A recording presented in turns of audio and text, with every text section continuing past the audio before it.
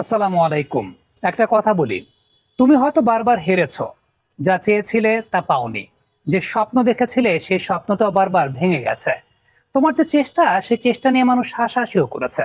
কিন্তু একটা ব্যাপার মনে রেখো, তোমার আজকের এই ব্যর্থতা তোমার শেষ পরিচয় না। তোমার আজকের হার তোমার শেষ গল্পও না। যে মানুষ হাল ছেড়ে দেয় সে হেরে যায়, আর যে মানুষ পড়ে গিয়েও আবার উঠে দাঁড়ায় তার জন্য ইতিহাস অপেক্ষা করে। নেইমার জুনিয়র, যুবরাজ, আবার ফিরে এসেছেন। তার জন্য হয়তোবা ইতিহাসটাই অপেক্ষা করছে। কারণ নেইমার হয়তোবা মনে মনে বিশ্বাস করেছিল যে এটাই তার জীবনের শেষ গল্প না, এটাই তার জীবনের শেষ সত্য না।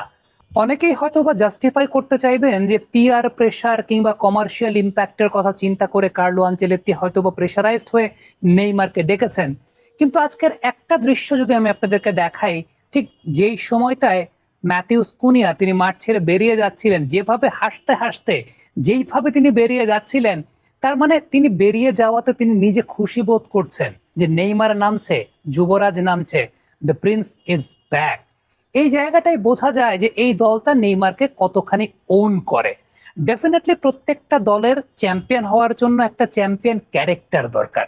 প্রত্যেকটা দলের চ্যাম্পিয়ন হওয়ার জন্য কিংবা প্রত্যেকটা দলের বড় আসরে ভালো করার জন্য একটা ইনফ্লুয়েন্স দরকার।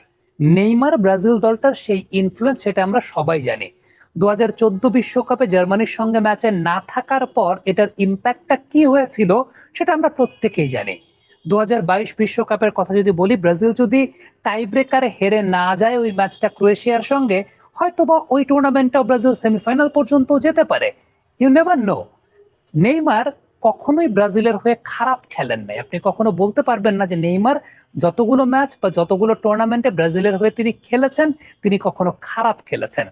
আজকের দিনটাতে নেইমারের টাচগুলো যদি আমরা একটু চিন্তা করতে যাই, তাহলে নেইমার যখন প্রথমে নেমেছেন, সত্যি কথা বলতে তার প্রথম টাচের সময় একটা খুব ইন্টারেস্টিং বিষয়, 6 জন মিলে তাকে ঘিরে ধরেছেন। স্কটল্যান্ডের 6 জন মিলে নেইমারকে ঘিরে ধরেছেন। That was interesting to see. এবং এটাই কিন্তু এই ধরনের প্লেয়ারদের সবচাইতে বড় ইউনিক পাওয়ারের জায়গাটা, যে আলটিমেটলি অপোনেন্টের সকল অ্যাটেনশন ড্র্যাগ করছেন Neymar. That actually creates opportunity for the team, যে তারা অন্য ফ্রি স্পেস দিয়ে হয়তোবা কোনো ভ্যাকুয়াম জায়গা দিয়ে তারা অ্যাটাক করতে পারছেন। আজকে হয় নাই, কিন্তু ভবিষ্যতে অবশ্যই হবে। তার মানে নেইমারের মাঠে নামাটাই কিন্তু আসলে একটা অনেক বড় ফ্যাক্টরের জায়গা।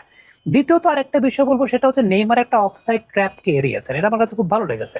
এটা হয়তোবা খুব সাধারণ একটা ব্যাপার, বাট নেইমার এত বড় একটা ইনজুরির পর থেকে এসে তারপর তিনি ওইভাবে চলে গিয়েছিলেন অফসাইডের বাইরে, বাট এত এনথুসিয়াজম সহ তিনি ভেতরের দিকে আবার ঢুকলেন।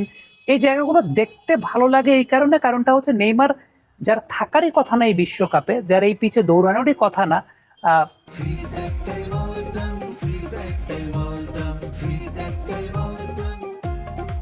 বাট দিন শেষে তিনি খেলছেন, এইভাবে দৌড়াচ্ছেন।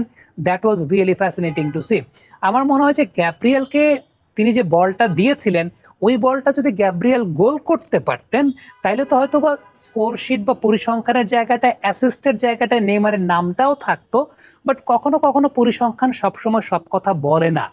নেইমার যেভাবে খেলেছেন তার সামর্থ্য অনুযায়ী তিনি এখন যতটুকু ফিট আছেন, ম্যাচ ফিটনেস এখনো পুরোপুরি পেয়েছেন কি পান নাই সেটা নিয়ে এখনো কথার জায়গা আছে। বাট যতটুকু সময় খেলেছেন আমার কাছে মনে হয় ভালো সার্ভিস তিনি দিয়েছেন।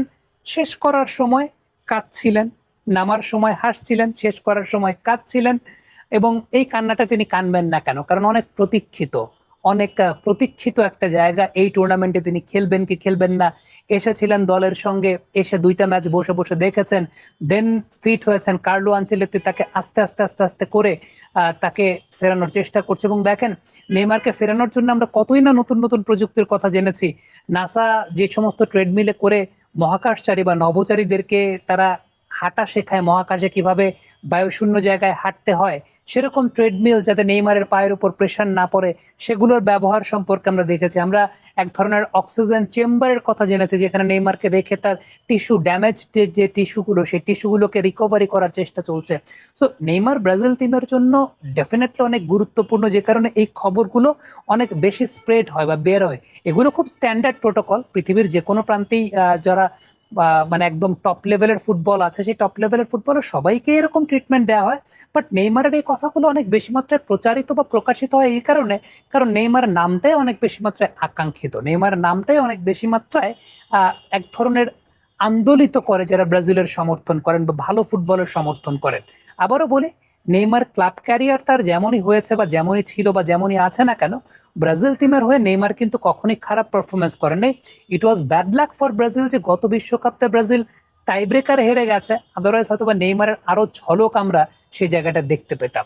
আর ওই যে শুরুর যে কথাগুলো বলেছিলাম, এই কথাগুলো কিন্তু আপনাদের উদ্দেশ্যও বলেছি, যারা হয়তোবা জীবনে চলার পথে অনেক সময় জীবনটাকে নিয়ে একটু অন্যভাবে চিন্তা করতে চান বা জীবনটাকে হয়তোবা একটু পিছিয়ে পড়েছেন, সেই সময়টাতে একটু ফ্রাস্ট্রেটেড হয়ে গেছেন, একটু হয়তোবা আপনাকে হতাশা ঘিরে ধরেছে, সেই সময় কিন্তু এই বিষয়গুলো আপনার জন্য একটা মোটিভেশনাল ফ্যাক্টর হিসেবে কাজ করতে পারে। আপনি যদি সত্যিকার অর্থে কোনো কিছু চান, আপনি যদি ধৈর্যের জায়গাটা রাখেন, আপনি যদি আপনার ডিটারমিনেশনের জায়গাটা রাখেন, আপনার ভাগ্য খুলতেও পারে, আপনি হয়তো ইতিহাস রচনা করতেও পারেন। কে জানে, যারা এই মুহূর্তে আমাকে শুনছেন, হয়তোবা বাংলাদেশের কোনো এক গ্রামের, কোনো এক অজপাড়া গ্রামের কোনো এক ছোট্ট শিশু যে হয়তোবা আমাকে এই মুহূর্তে শুনছে, যে হয়তোবা ভালো ফুটবলার হতে চায়, নেইমার জুনিয়রের মতো না হোক, হামজা চৌধুরীর মতো, হামজা চৌধুরীর সঙ্গে একটা সময় দেশকে রিপ্রেজেন্ট করতে চায়, তার জন্য হয়তোবা কথাটা কাজে লাগতে পারে। অর্থাৎ কোনো জায়গাতেই কারো জীবন কোনো প্রান্তে ছেড়ে দেওয়াটা মোটেও বুদ্ধিমানের কাজ না। আপনি যখন পড়ে যাবেন, পড়ে গিয়ে যখন উঠে দাঁড়াবেন, ইতিহাস আপনার জন্য অপেক্ষা করবেই করবে। কমেন্ট বক্সে আপনাদের মন্তব্য মতামত জানতে চাই, লিখে পাঠাবেন।